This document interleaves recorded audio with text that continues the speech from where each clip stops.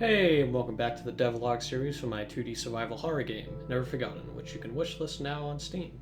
There's also a free demo available containing the first act of the game for those interested in trying it.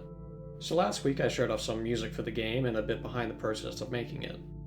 To be completely honest, I didn't do jack shit for the rest of that week. That being said, I'm looking to make up for that starting this week. For sure this time, 100%.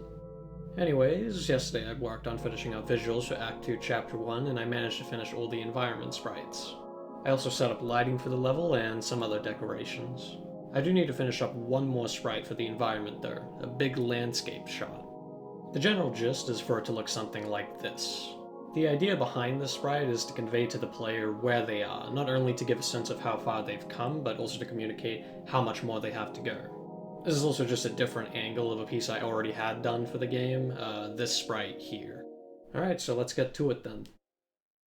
So to start, I tried just getting the basic outline for the grass at the bottom of the frame. From there, I just began to cut up the blobs into straight and curved lines, trying to make it look grassier. All I really need to do to give the impression that it's grass is just give it that sort of outline. I can just leave the rest as empty space since it's now implied that it's all grass.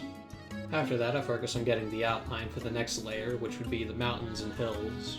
I then begin the arduous task of filling up all that empty space. I do make things a bit easier for myself by copy and pasting some groups of trees, but to help prevent it look like it's just a big pattern, I draw in extra trees between spaces where I feel it's appropriate. I tried to add in some extra details for the forest I had in mind, like a river and lake as well as some rock formations.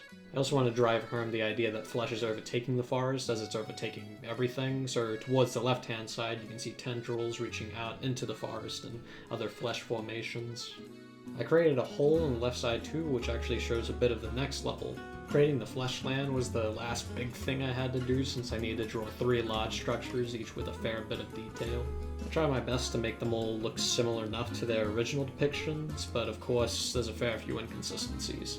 But the main idea is that they all look similar enough.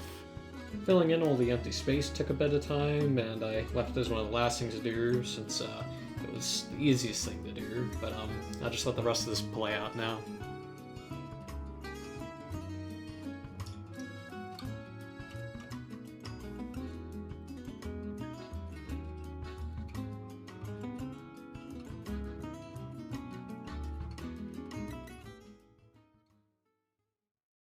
Alright, so the sprite is supposed to go here, which is on an outlook with the save point. I just need to bring it in and set its size, and that's about it. I apologize for the short update, but I hope you were able to enjoy it regardless.